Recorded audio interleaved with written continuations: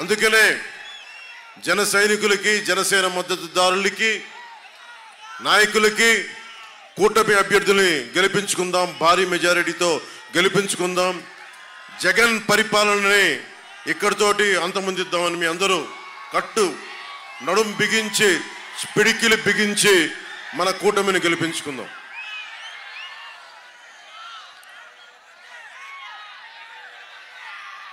హనుమ అంటే నాకు ముఖ్యంగా పిఠాపురం పురోహితికాదేవి, శ్రీపాద శ్రీవల్లభుడు, వీటన్నిటితో పాటు నాకు ఒకటే అనిపించింది. ఇప్పుడు ఇక్కడ బంగారుపాప దర్గా, అలాగే 110 సంవత్సరాలు మనకి పురాతనమైన మనకి ఆంధ్ర చర్చ్, ఇవన్నీ కూడా మూడు మతాల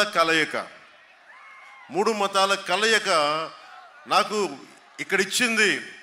ప్రకృతి సంపద, ఒకవైపు సముద్ర తీరం, ఇంకోవైపు పచ్చటి పొలాలు, ఒకవైపు అభివృద్ధికి కావాల్సినంత సహజ వనరులు, కష్టపడతామని చెప్పి గుండెల మీద కొట్టుకునే యువత, ప్రజలు మీరు ఉండి ఇలాంటిది ఇంకా వెనకబడిగా ఉండటం, అభివృద్ధి లేకుండా ఉండటం, ఇది నాకు ఏమాత్రం మనస్కరించాల. అలాంటి ఇంతమంది మూడు మతాలు కలిసి ఉన్న చోట నాకు ఇష్టమైంది రెండు, ఒకటి వ్యవసాయం, ఇంకోటి దైవభక్తి. అలాంటిది మూడు మతాలు సంపూర్ణంగా కలయిక ఉంది ఇక్కడ. అలాంటి మూడు మతాల దేవుళ్ళైన పురోహితిగా అమ్మవారికి, శ్రీపాద శ్రీవల్లభుడికి, అలాగే అల్లాకి, అలాగే జీసస్ క్రైస్ట్కి కూడా నేను మనస్ఫూర్తిగా నా హృదయపూర్వక ప్రార్థనలు తెలియజేస్తా ఉన్నాను. అంటే నాకు భగవంతుని ఎవరు ఎలా చూడాలంటే అలా చూడాలి. నాకు అన్ని మతాల మీద గౌరవం ఉంది, అన్ని ధర్మాలని గౌరవిస్తాను అనడానికి నేను పొద్దున్నే బొట్టు పెట్టుకొని బయలుదేరగానే పిఠాపురం వచ్చి నామినేషన్ వేయడానికి ముందు నాకు ఒక తల్లి క్రైస్తవ ప్రార్థన చేస్తుంది.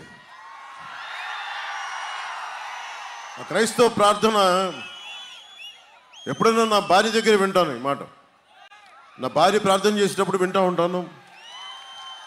ఎప్పుడైనా ఇంట్లో మాకు నా భార్య వాళ్ళ ఎదురుగా స్కూల్లో జరుపుకునే వాళ్ళం క్రిస్మస్. నా భార్య వాళ్ళ కంపల్సరీగా క్రిస్మస్ పండుగ అనేది చాలా పెద్ద పండుగ మా ఇంట్లో మేము చేసుకున్నాను. సో అలాంటిది ఈరోజు నా తల్లి నా కోసం ఒకటే ప్రార్థన చేసింది, నువ్వు యెహోవా చేతిలో భూషణ కిరీటముగా, నువ్వు యెహోవా చేతిలో భూషణ కిరీటముగాను